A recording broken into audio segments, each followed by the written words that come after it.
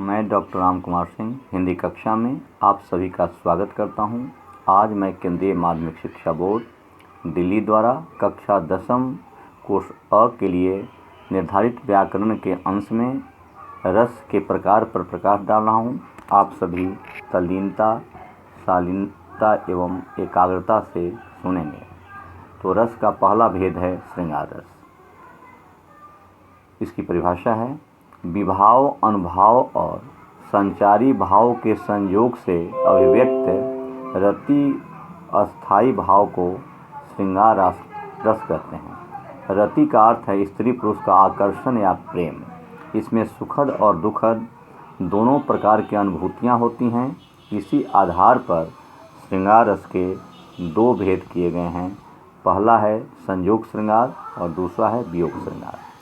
तो पहले मैं संयोग श्रृंगार पर प्रकाश डाल रहा हूँ। जब कविता में नायक नायिका के संयोग या मिलन का वर्णन किया जाता है तब संयोग श्रृंगार होता है। उदाहरण के लिए, एक पल मेरे प्रिया के दृढ़ पलक थे उठे ऊपर शहर नीचे गिरे, चपलता ने इस विकंपित पुलक से दृढ़ किया मानो प्रणय संबंध का।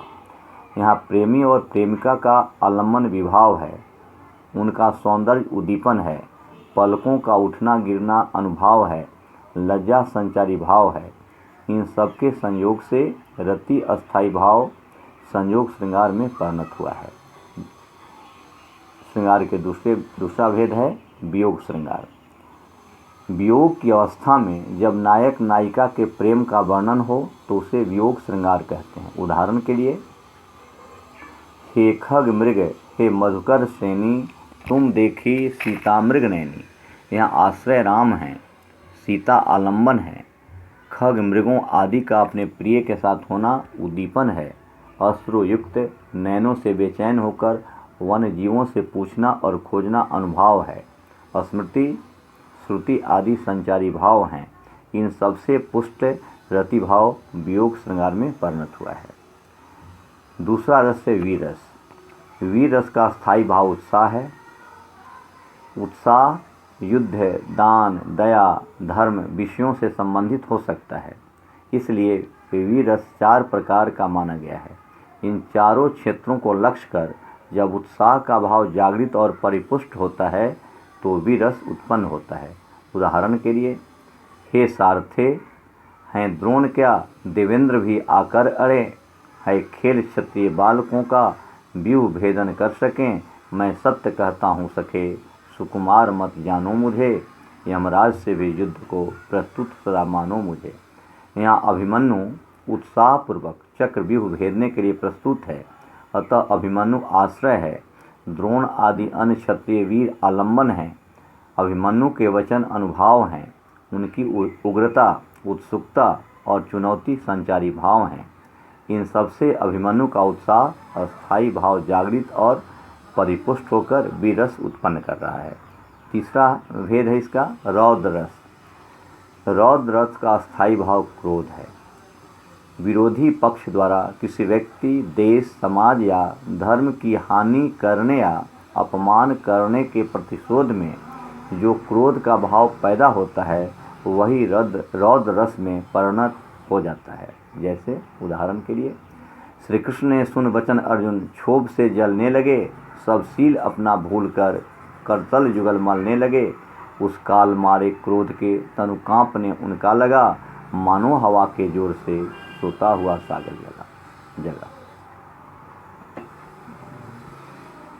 तो यहाँ आपने देखा कि यहाँ अभिमन्यु का वध हो जाने के बाद कौरवों की प्रसन्नता आलम्बन है, अर्जुन आश्रय हैं और कृष्ण के वचन उद्दीपन हैं। हाथ मलना, शरीर कांपना, मुंह लाल हो जाना अनुभाव हैं। आवेग, उग्रता आदि संचारी भाव हैं। अगला रस है भयानक रस। भयानक रस का स्थायी भाव भय है। किसी भयानक वस्तु या व्यक्ति को देखने, सुनने, स्मरण करने या कल्पना करने से मन का भय अस्थायी भाव जागृत एवं पुष्ट होकर भयानक रस में व्यक्त होता है। उदाहरण के लिए, एक ओर अजगरी रखी, एक ओर मृगराय, बिकल बटोही बीच में परियो मूर्छा खाए। तो यहाँ एक यात्री भय की दो स्थितियों के बीच, एक ओर अजगर और दूसरी ओर सिंह, पड़कर मूर्छित हो जाता है। यात्री आश्रय है, अजगर और सिंह आलंबन है। अजगर और सिंह की भयानक आकृति और चेष्टाएं उद्दीपन है। यात्री का व्याकुल होना और मूर्छा होना अनुभव है, अतः यहाँ भयानक रस है। अगला रस है विभत्स रस। विभत्स रस का अस्थायी भाव जुगुप्सा या घृणा है। घृणा का भाव जब विभाव, अनुभाव और संचारी भावों के संयोग से पुष्ट होता है तो विभत्स रस की उत्पत्ति होती है।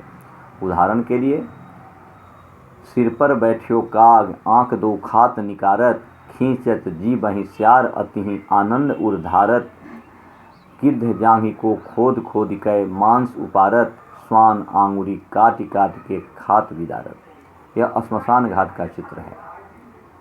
राजा हरिश्चंद्र इसे देख रहे हैं, इसलिए हरिश्चंद्र आश्रय हैं। मुर्दा और पूरा दृश्य आलंबन है। गीध, सियार और कुत्ते का मांस नोच नोच कर खाना उद्दीपन है। राजा का इनके बारे में सोचना अनुभव है और मोह, गलानी आदि संचारी भाव हैं। इन सब से राजा के मन का घृणा और स्थायी भाव पुष्ट होकर विभत्स रस व्यंजित करता है। तो आज इतना ही। अगले कक्षा में मैं शेष रसों पर प्रकाश डालूंगा। धन्यवाद।